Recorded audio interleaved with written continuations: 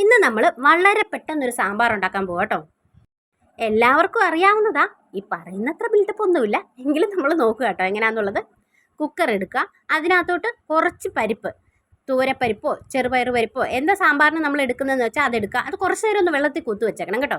എന്നിട്ട് ഈ പരിപ്പ് നമ്മൾ ഈ കുക്കറിനകത്ത് ഇട്ടിട്ട് അതിനകത്തോട്ട് തന്നെ ഒരു ചെറിയ കഷ്ണം കായവും കൂടി ഇട്ട് കൊടുക്കുക കേട്ടോ. അതിനുശേഷം സാമ്പാറിന് ആവശ്യമായ പച്ചക്കറികൾ കുറച്ചെടുക്കുക. അതായത് ഉരുളക്കിഴങ്ങ്, ക്യാരറ്റ്, കുമ്പളങ്ങ, തക്കാളി, സവോള, മുരിങ്ങക്കായ ഒക്കെ എടുത്തിട്ട് പേരിന് അതായത് ഒരു പച്ചമുളക് ഇട്ട് കൊടുക്കുക. സാമ്പാർ എന്ന് പറയുമ്പോൾ ഒത്തിരി എരിവ് വേണ്ടല്ലോ, കുറച്ച് ഒരു എരിവ് മതിയല്ലോ. അതിന് ഒരു ചെറിയൊരു പച്ചമുളകും കൂടെ നമ്മൾ ഇതിനകത്തോട്ട് ഇട്ട് കൊടുക്കുക. എന്നിട്ട് ഈ വെജിറ്റബിൾസ് നെകക്കെ വെള്ളം ഒഴിക്കുക.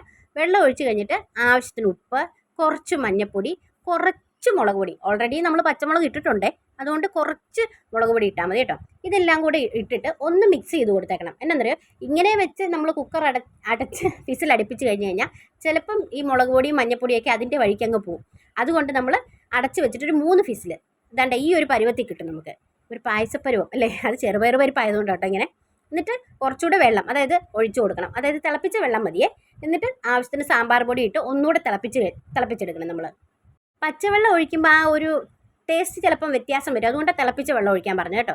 എന്നിട്ട് ആവശ്യത്തിന് വെള്ളം ഒഴിച്ച് സാമ്പാർ പൊടി ഇട്ട് നമ്മൾ തിളപ്പിച്ചെടുത്തിട്ട് പിന്നെ കടുക് വറയ്ക്ക് ആവശ്യമായ കടുക്, ഉലുവ, കറിവേപ്പില, വറ്റൽമുളക് എല്ലാം എടുത്ത് നമ്മൾ കടുക് വറുത്ത് ഇതിനകത്തോട്ട് ഒഴിച്ചാൽ മതി. പെട്ടെന്ന് സാമ്പാർ റെഡിയാവും.